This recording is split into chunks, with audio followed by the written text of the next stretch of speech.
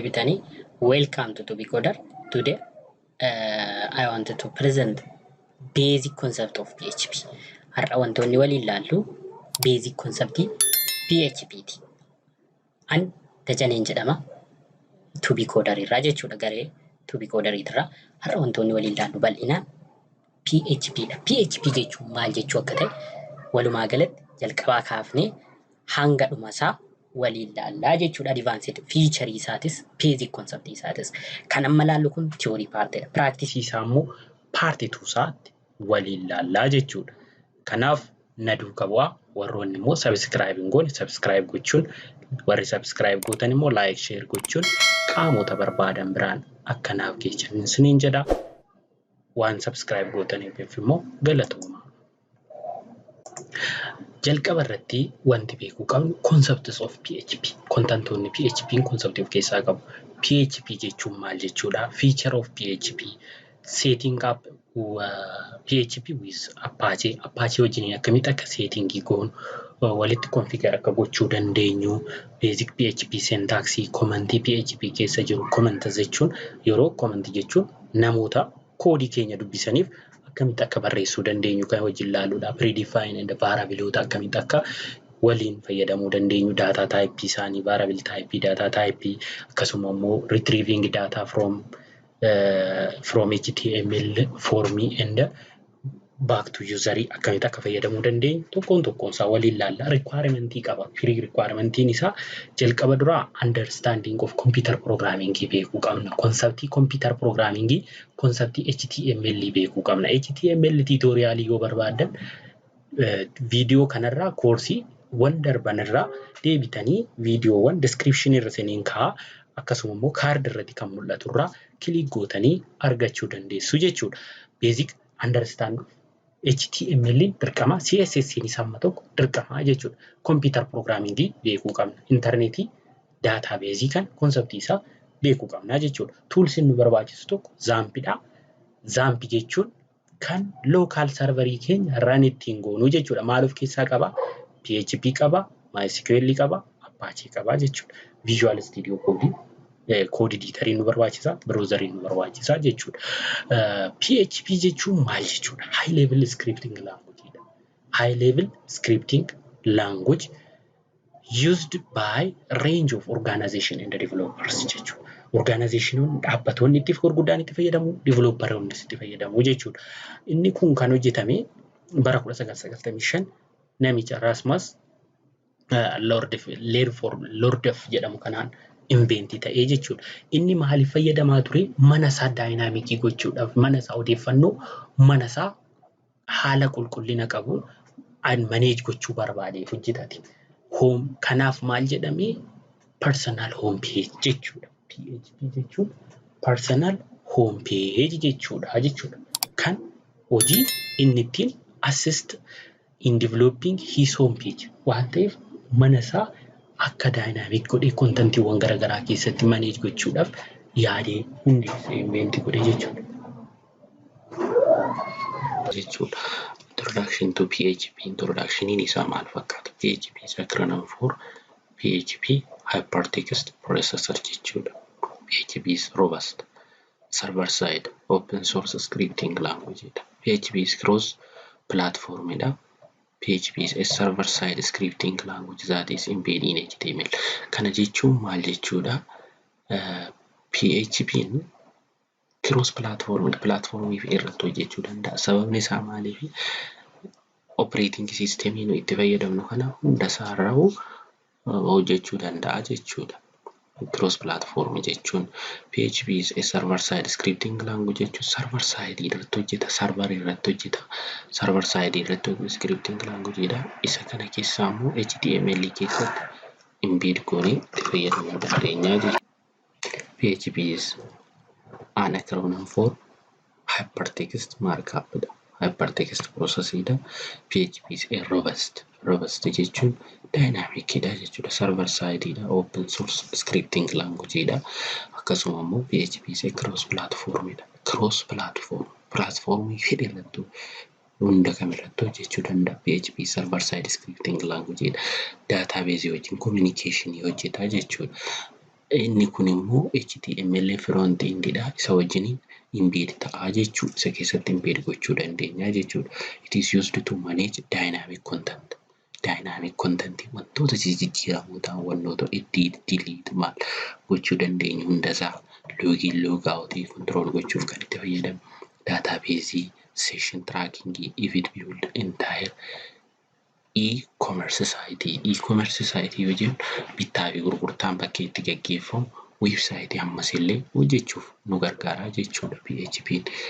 PHP provides a solid and well-defined programming language that include support for object-oriented programming, conditions, file handling, arithmetic, and more others.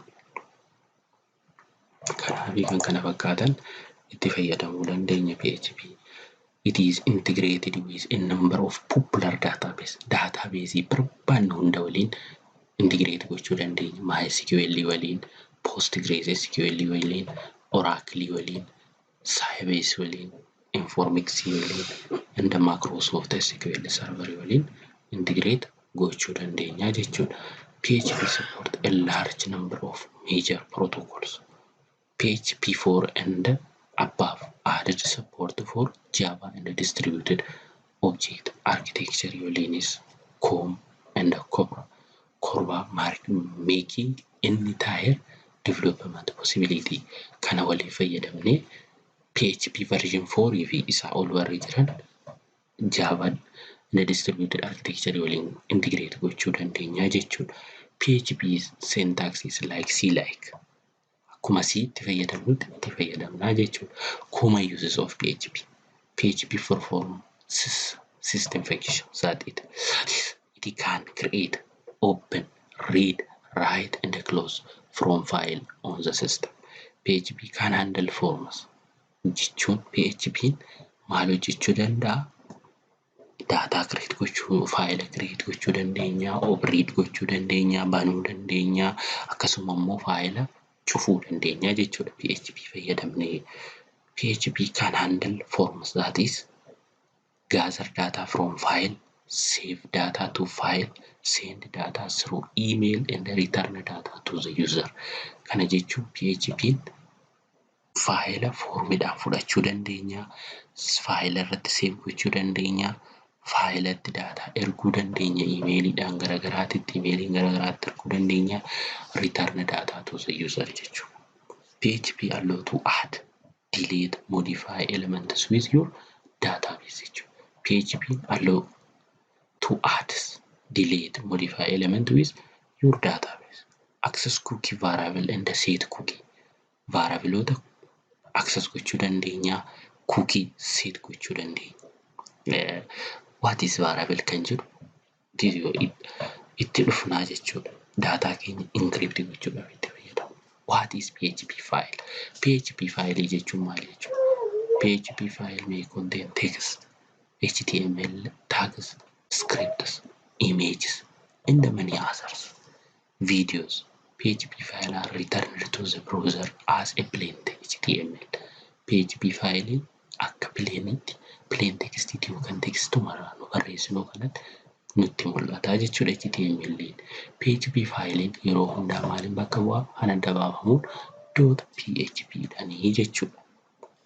Why PHP? PHP run on different platforms: Windows, Linux, Mac irratti, Unix irratti, Mint irratti, kan barbaannu irratti nuuf hojjetaa jechuudha.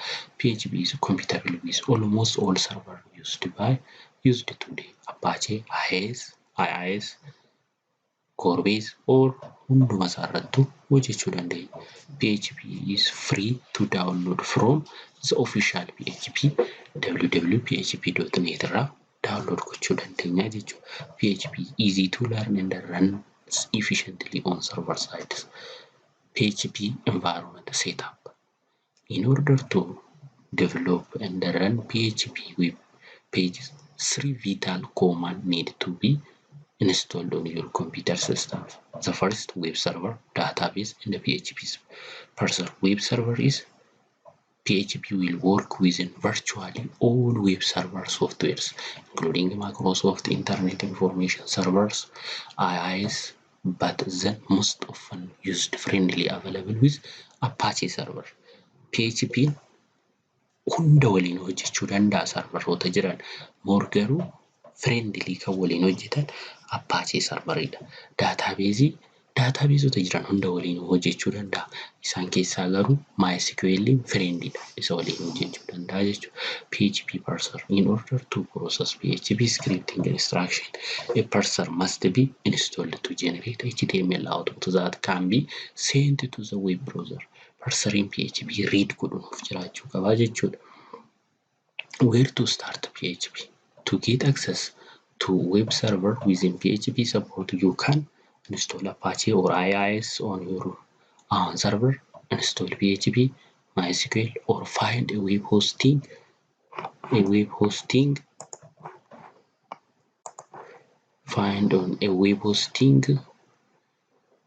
on server, or find a web hosting plan with you within a PHP and MySQL support servers. Install an Apache server, install PHP, install MySQL. Totally Zampii kana yoo feene isaan jiran Zampii, Wampii, Easy PHP kan jedhaman kana yoo feene erga tokko isaan kanneen hundasaa argachuu dandeenya jechuudha. Kanaa booda structure web browseriin hojjechuu danda'u. Jalqaba duraa URL keenya type goona.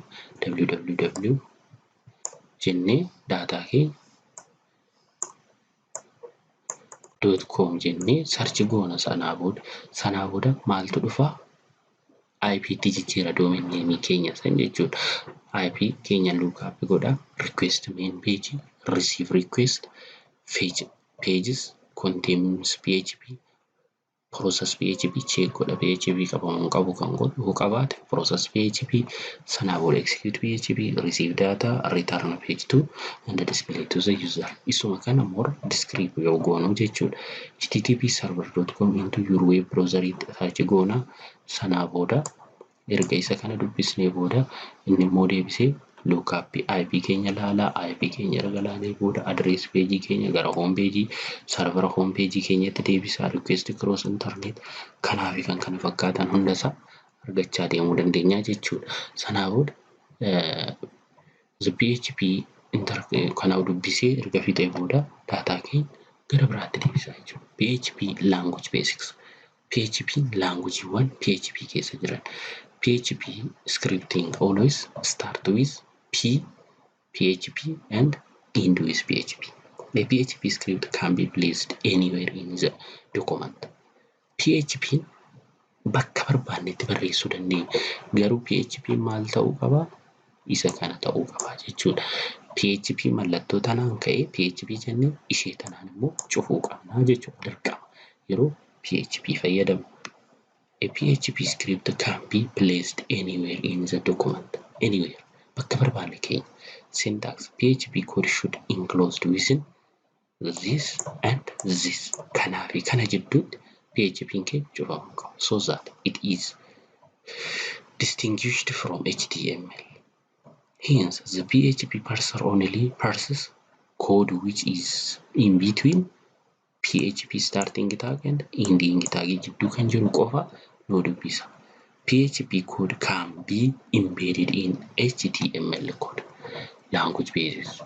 A PHP file normally contains HTML tag and some PHP scripting code. Below we have example of simple PHP script that sends the text hello world back to the web browsers. HTML body. Amma as keessatti kan inni dubbisu isaan kana qofa dubbisa. Isaan kana qofa nu dubbisa jechuudha. PHP amma syntaxin keenya PHP echo hello world. Echo jechuun akkuma print out goon print goonee data irratti mul'ifnu interface irratti mul'ifnu echo yoo jennu print nu godha jechuudha.